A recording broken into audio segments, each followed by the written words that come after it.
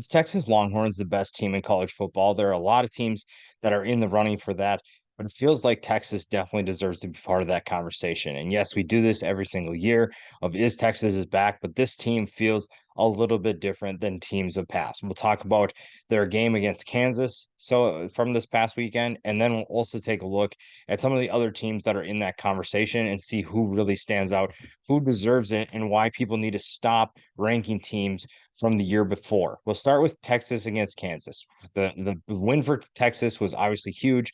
It was a fun win for them. We saw a number of different things take place. We saw an offense that just didn't quit and put an absolute beat down on Kansas defense. The Jayhawks had no answer, specifically for Jonathan Brooks, and that was probably the biggest key. Was their rushing attack was absolutely dominant. The offensive line took care of business. That's one of the things we talked about in the preview.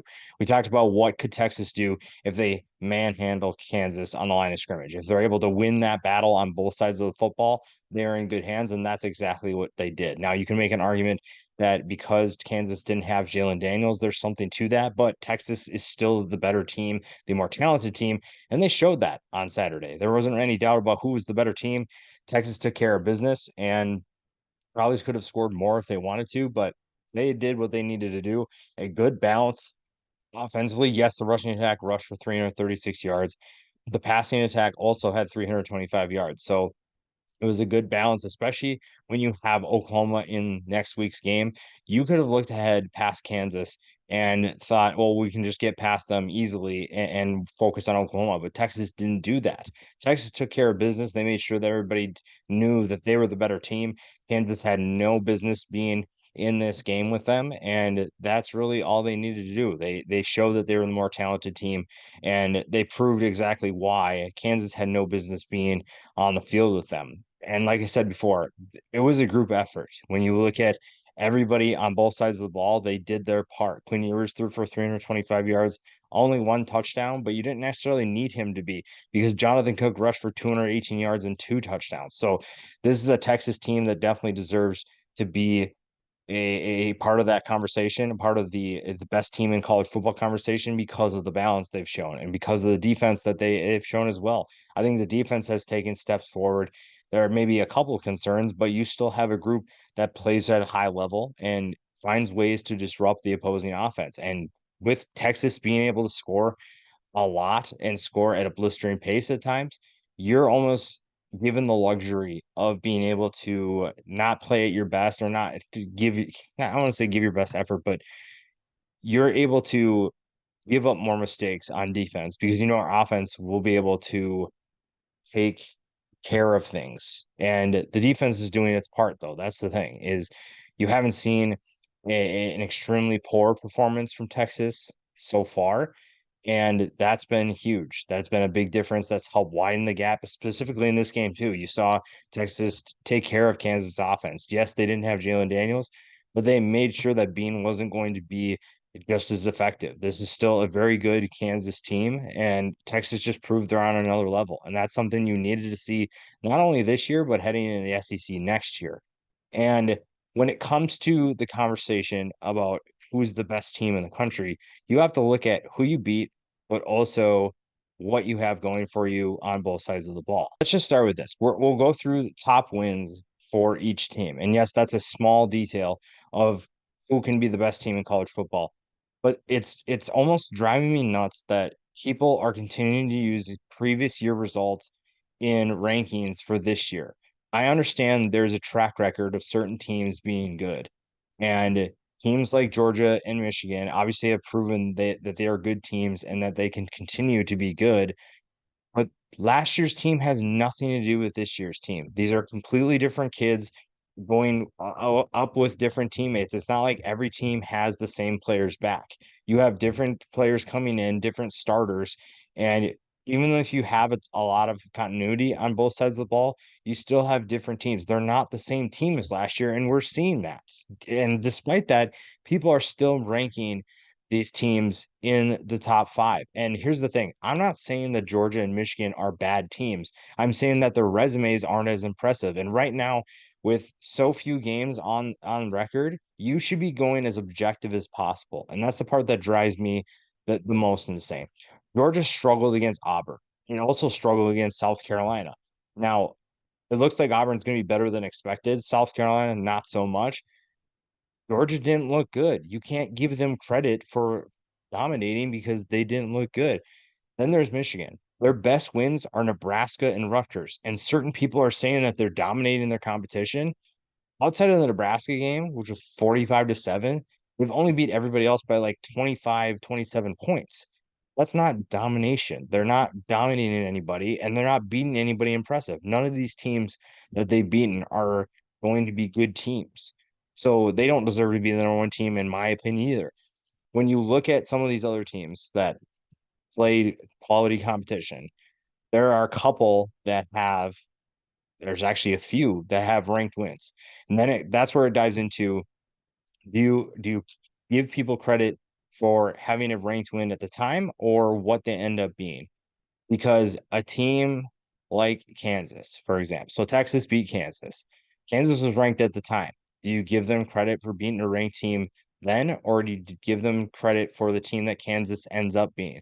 I think that I understand both sides, but for me, it has to be at the time because teams are not the same at the beginning of the year as they are at the end of the year. So it's a relative ranking. Being the number three Alabama Crimson Tide obviously won't be the same at the end of the year, but at the time, Alabama was the third ranked team. And if you're saying that Alabama wasn't the third ranked team and you ranked them third, then why are you ranking them third? That is the biggest question I have is why are we doing certain things that just contradict themselves? So Texas to me having two ranked wins is big. And obviously we'll see what happens at the end of the year, what those wins look like. But to me, at the time they were ranked wins, so you give them credit for that. Now, if you want to debate that, I can obviously see both sides. But to me, beating Alabama and Kansas are two better wins than beating Nebraska and Rutgers and beating Auburn and South Carolina. They just are, and I won't hear any arguments otherwise. They're not the same. And to have one of those teams first just doesn't make any sense. Ohio State beating Notre Dame, that's their good win. Beating Western Kentucky in dominant fashion. So this is actually a dominant win. Beating a team by 53 is a dominant win, not beating a team by 24, beating Rutgers by 24. That's not a, or 20, whatever it was, 31, whatever it is. That's a dominant win. Now look at Florida State. People are obviously bashing them for the LSU win because LSU lost. LSU lost by a single score to Ole Miss. That's not a bad loss. LSU is not suddenly a bad team. They just have things to figure out. They're going to be a solid team when it's at the end of the year. So stop doing that. Clemson is a better team. They weren't ranked when Florida State beat them, but they're going to be a solid team. Those are two better wins still than anything Michigan or Georgia has done. I don't understand that. You just can't have a team that's first and they haven't beaten anybody. And they're not dominating. It's just, I don't know why we're saying that either. Penn State has a win against Iowa. That's a better win than Nebraska or Rutgers for sure. I can hear arguments maybe for Auburn or South Carolina, but they also beat West Virginia, who's much better than people expected. West Virginia just beat TCU too. So Penn State's got better wins than Georgia or Michigan. Washington wins against Arizona and Michigan State. You probably make an argument that those are on the same level, but Washington has looked dominant. Michigan and Georgia have not looked dominant. Washington, no one's been able to really stop Washington except for maybe Arizona a little bit, and they still won.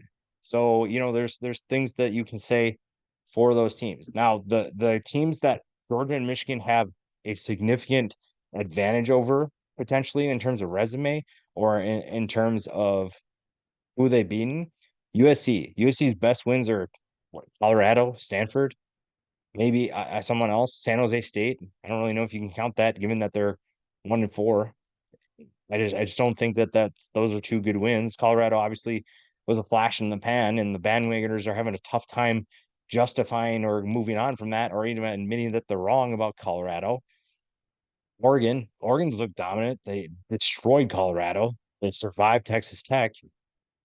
Texas Tech is a tough team. I think that they're better than the record indicates, but again, you can make an argument that Georgia or Michigan is better than one of those two teams. Then you look at these other five: Oklahoma, North Carolina, Washington State, Miami, and Missouri. I think that Oklahoma has yet to prove that they are a legitimate contender. They're a legitimate team, and Texas will show what they can do against Oklahoma.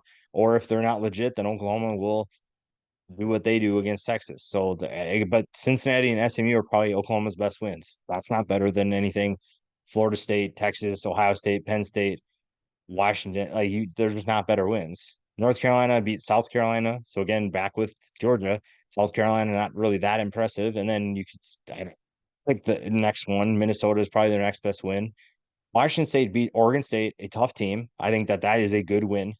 And Wisconsin. I think Wisconsin at the end of the year will look like a better win if you're one of those people that believes in giving them credit for beating a team at the end, at the beginning of the year, at the end of the year when you're ranking them. I don't think that you can. I think that if you looked at Washington State and Wisconsin at the end of the year, you would see two different teams. I think Washington State's going to go through a gauntlet of tough teams, and Wisconsin will play the Big Ten West, which clearly has a lot to be desired. Uh, there's a lot to improve. It's not a great division.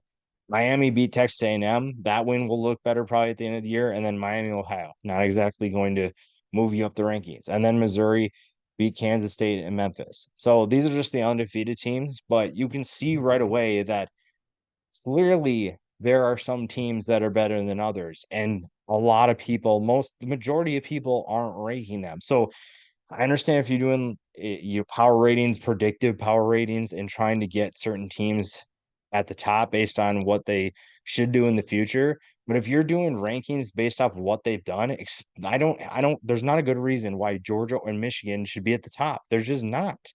Texas, Ohio State, Florida State, Penn State, Washington, like those teams have better wins than Georgia or Michigan. And it's just I understand the track record. I get that Georgia is the back-to-back national champions, but they're just not a good resume team right now. That if you made a playoff today and you had Georgia as the one seed, you should stop voting.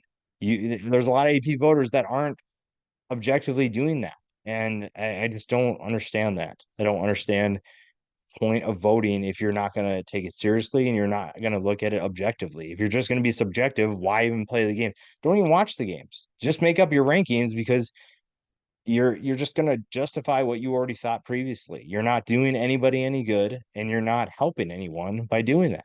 So that's where I get frustrated. And a team like Texas, who has two ranked wins now, has the best resume of anybody, maybe besides Florida State. Florida State's got a claim to that. So I don't know. It bothers me that we just make things up at times and we just go with, well, this team is good in the past, so they're a good team right now. They're better than Texas.